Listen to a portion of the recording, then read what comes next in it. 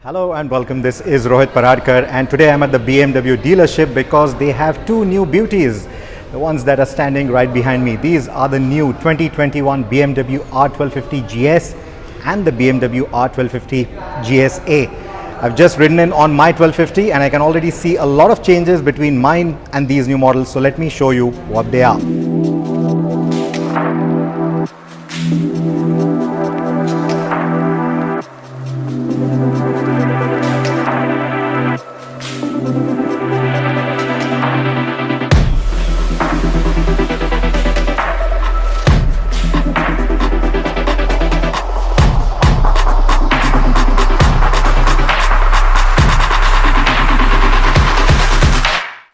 Let's start with the GS.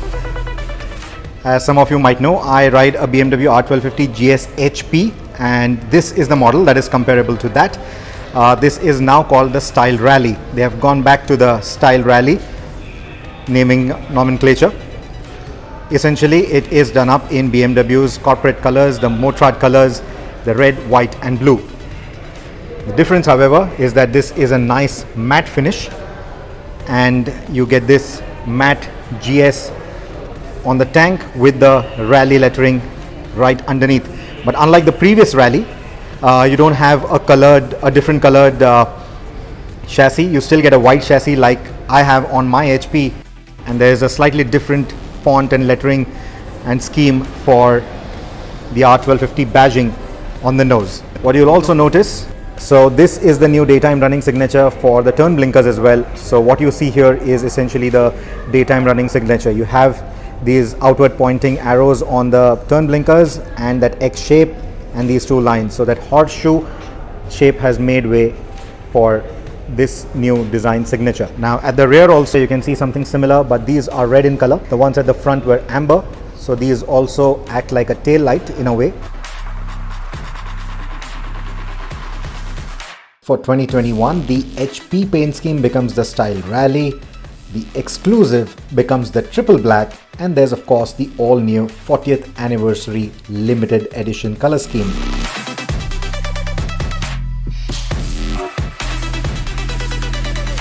Speaking of tires, they now come with the Michelin Anarchy Adventure, whereas my bike shipped with the Bridgestone AX41. And these certainly are a lot more aggressive and a lot more capable than the AX41 in my opinion.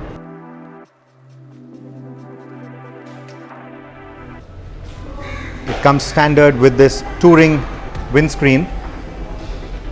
If you want the Enduro, the smaller Enduro windscreen, that's an optional extra, and that's the console. So of course it's running on reserve right now, that the bikes have not been tanked up. So it's still some time before we'll ride them, but you'll see this mode selector switch, and now I'm going to cycle through the modes.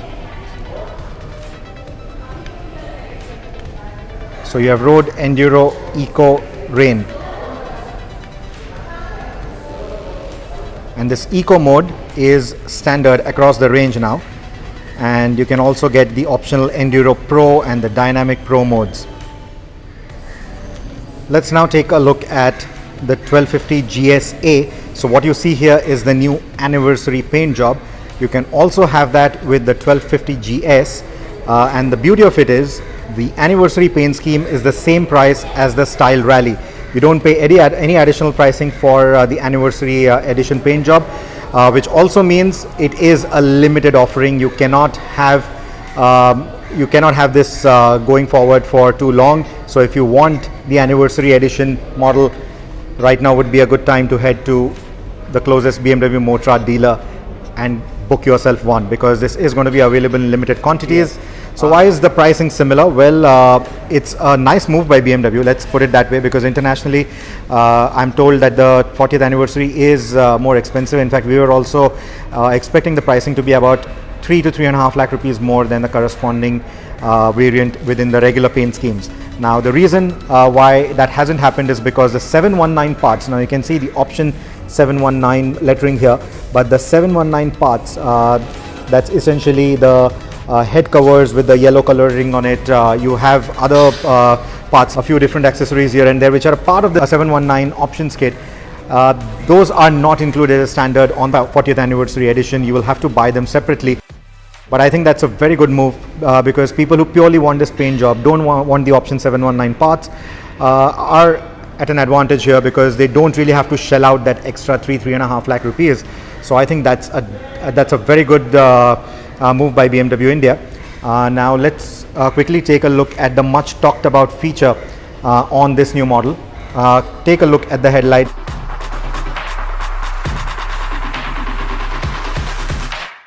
So that's the new adaptive lighting that you get on these Headlight Pro models. This adaptive package is optional. I don't have the pricing with me yet, but I shall add that in the description soon. So this essentially means that it will auto level depending on the load on the motorcycle, the rider plus pillion, and the luggage. Depending on the load and depending on what height the motorcycle is riding on, it will automatically adapt the level of the headlight. So we have seen this auto leveling feature on a lot of cars, and now you have it on motorcycles as well. And in fact, this is the first motorcycle that I have personally seen it on. No difference otherwise on this particular signature. The signature remains the same. It even says BMW LED. I can't see the word adaptive anywhere. It doesn't really mention that. So apart from that movement that we saw, there is probably no other way to tell if this motorcycle is equipped with the adaptive LEDs or not. On the adaptive models, the headlights can also swivel by a certain degree to give you a cornering lamp function. I'm going to put that to the test when I take this motorcycle out for a proper review. But yes, it also has a cornering lighting function, and yeah, that's a good one to have, especially on a big adventure motorcycle like this.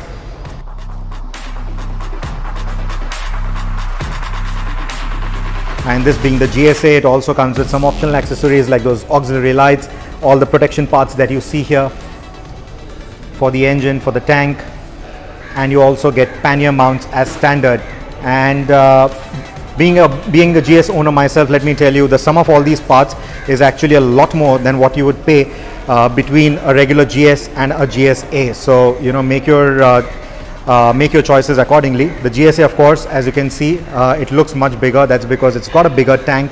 It's got a 30-liter tank, and the suspension setup, the seating, the geometry is a little bit different than the regular GS, and that's purely to accommodate the bigger tank and all these protection parts that you see here.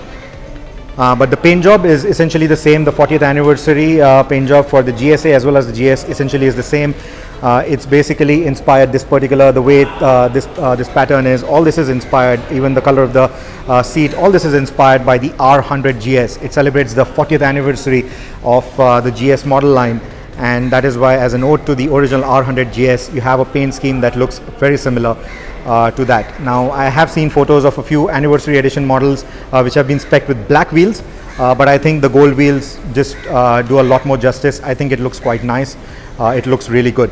What will happen to these, I don't know, because these are the stock handguards, and typically a lot of GS owners will upgrade these to the Barkbusters or something like that, and the yellow that you get on the Barkbusters is different than this. It may or may not match, but then again, this color and this color is a bit different. It may not look like that in the video, but here standing next to it, they have a slightly different shade to it, and that's because this is in a way a glossy finish and this is a matte finish, so obviously they look a little different. You also get a golden handlebar, something that I have on my HP as well. And you do not get that on the Style Rallye anymore. So that golden finish again matches the finish of the wheels. So let's see if this one has more riding modes. So you have Enduro, Eco, Rain, Road. So like I said, you can also have the Enduro Pro and the Dynamic Pro modes. You need to add the Pro plug to it, and once you do, it will unlock those modes as well. But Dynamic Traction Control, ABS Pro is standard across the range now, and so is that Eco mode that I just showed you. So in case you want to ride where you want to ride in a very fuel efficient manner, you can do that with the Eco mode. That's purely designed for that. How much of a difference does it make is something that I want to check when I road test this motorcycle on overdrive, so definitely do stay tuned. This will still adjust the windscreen. It's still a mechanically adjustable windscreen. Very easy to do while on the go, while riding, and I think that is how it should be. You also don't have to take your eyes off the road to go through menus and do it electronically. That's a good thing. Now on my R1250 GS, what I have here is a 12-volt socket, and what you get here is a USB port. Also, the size of the screen is exactly similar to the outgoing 1250. As before, the GSA also has a small cubby hole for the key fob. You can also attach it here if you want. That's how it has been done on this motorcycle. And as before, you continue to get the second key as the wallet key, which essentially goes in your wallet. It's like a backup key in case you misplace your key fob. It is a keyless ride, of course, which means you don't have to really insert these keys anywhere. The keys can remain in your pocket, and you can simply start the bike without having to turn any keys anywhere. And similarly, once you turn it off, you can also open the tank. Another little addition that you will see is heated grips. Now, compared to the triple black or the standard models, you also get a wider foot peg. You also get this toothed foot peg, and that's essentially because these Rallye, the style Rallye as well as the GSA, they are supposed to go off the road quite often as well, and that's the reason why you get these. On the regular models, you will get a slimmer foot peg with a rubber pad on top of it. Now also take a look at the other side. You get a toothed brake lever as well. But if you look at the GSA, now this is not a new feature. This has been existent on the previous GS as well, or GSA as well. You can have this basically open up when you're road riding, and then you can put this down, so you get like a double decker arrangement for this, so that when you're riding off the road, standing and riding, you don't have to put your foot down too often to press the brake. It can stay at a slightly higher position. I think this is a very good feature, and you get that on the GSA. And if you look at the main stand, you will see that it has that additional plate, which essentially with the bigger bash guard, it gives you like a seamless coverage underneath the motorcycle against the rough and sharp stuff. While the exhaust canister or the engine look visually unchanged, save for the chromed out header pipes, the engine and the exhaust have been tuned for cleaner emissions for Euro 5. And there's also a NOx sensor, which should reduce the frequent misfires seen on the outgoing model, and should also make the engine more tolerant to low quality fuel. Well then guys, so that is the 2021 BMW R1250 GS lineup. I hope it gives you a closer look at what to expect from the 2021 model vis-a-vis the outgoing model. And if you have any further questions, do let me know in the comments below. I will be taking one of these bikes out for a review very soon, and I will be more than happy to answer those questions, find answers to any questions that you may have, because I myself ride a 1250 GS and I'm really intrigued to find out how much of a difference does the new one make over the outgoing bike. So definitely do post in your queries in the comment section below, and let me know what is your favorite color amongst the entire lineup. I think the 40th anniversary is a no-brainer. That is the one to pick. It's a beautiful looking bike, and now that BMW India has launched at the same price as the style Rallye, I think it's a great opportunity for anyone who really wants this particular paint scheme. Thank you so much for watching, and if you haven't subscribed to the channel, do so right away, so that I can continue to bring you more videos like these and keep answering any questions that you may have.